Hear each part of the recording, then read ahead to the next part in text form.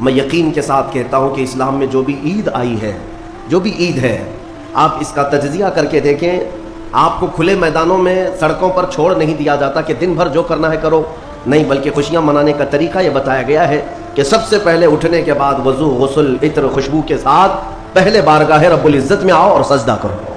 یہ خوشیاں منانے کا سب سے پہلا طریقہ یہ ہے کہ مسلمان جب سب سے زیادہ خوش ہوتا ہے تو سجدہ کرتا ہے۔ تو سجدہ کرنے کے لیے آج عیدگاہوں میں، مسجدوں میں جو لوگوں کی آج قطاریں ہیں، صفیں لگی ہیں، میرے عزیزو، یہ اسلام کا خوشی منانے کا طریقہ ہے۔ یہ نہیں کہ لوگوں کے درمیان کچرا بن کر کے، لوگوں کو ایذا دے کر کے خوشیاں منائی جائے، اسلام اس کا قائل نہیں ہے۔ بہرحال سب سے بڑی خوشی ہمارے لیے کون سی ہے؟ اللہ نے فرمایا قرآن میں، اے محبوب آپ فرما دیں جب اللہ کا فضل آئے اور اس کی رحمت تو خوشیاں مناؤ۔ تو اللہ کا فضل اور اس کی رحمت کیا ہے؟ اللہ کا فضل اور اس کی رحمت کیا ہے؟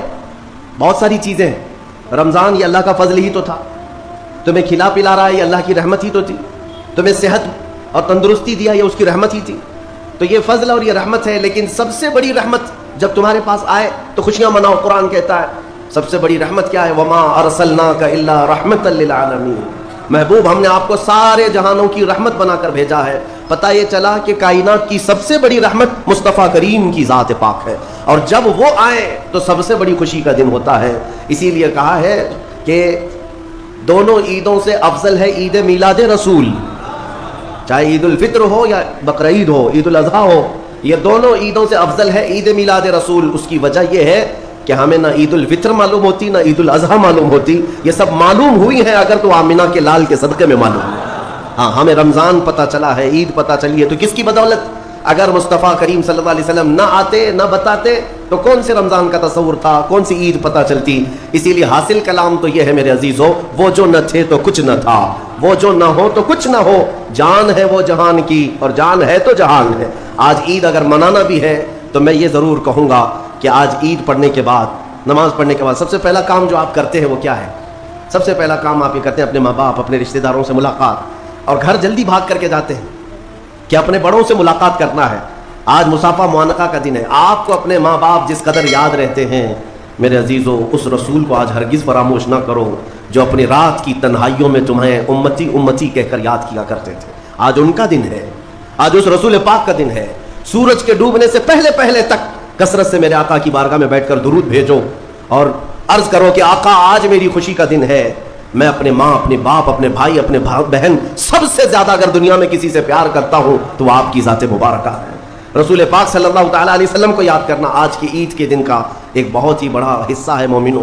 باقی میں دوسروں کے بارے میں نہیں کہہ سکتا جن لوگوں نے آج کی عید کو جوا کا اڈا بنا لیا ہو، شراب پینے کا ذریعہ بنا لیا ہو، سینما تھیٹر پہ جا کر کے عیش کرنے کا ذریعہ سمجھاؤ، میں سمجھتا ہوں کہ ان کے اندر روح اسلام نہیں آئی۔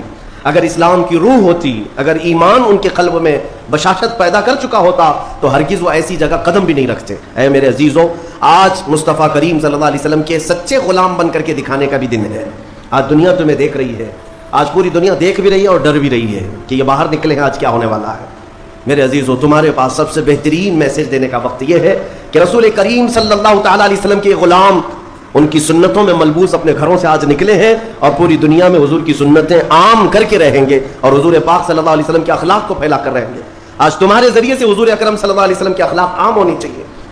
نان مسلم ہو، غیر مسلم ہو، کوئی بھی اگر اس کے ساتھ تمہارے مدد کا جذبہ آیا، کم سے کم اس کے دل میں یہ خیال تو آئے گا کہ یہ نوجوان کیوں میرے ساتھ اچھائی کر رہا ہے۔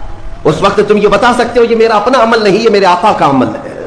نبی پاک صلی اللہ تعالیٰ علیہ وسلم آج کے دن غریبوں کو نہیں بھولتے، یتیموں کو فراموش نہیں کرتے۔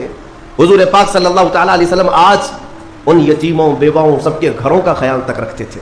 عزیزان گرامی وقار، آج عید کے ان لمحات میں یقیناً رمضان المبارک گزر جانے کے بعد خوشیوں کا دن ضرور ہوتا ہے، لیکن ساتھ ہی آج ہمیں قلق بھی ہے، غم بھی ہے ہمارے ان بھائیوں کا جو آج عید منانے کے لیے یا تو ہمارے ساتھ نہیں ہیں، ناحق جیلوں میں بند ہیں، کچھ بے قصور قیدی ہیں، اور بہت سارے وہ لوگ ہیں جن کے ہاں اسباب کی کمی ہے اور کوئی عید نہیں ہے ان کے ہاں۔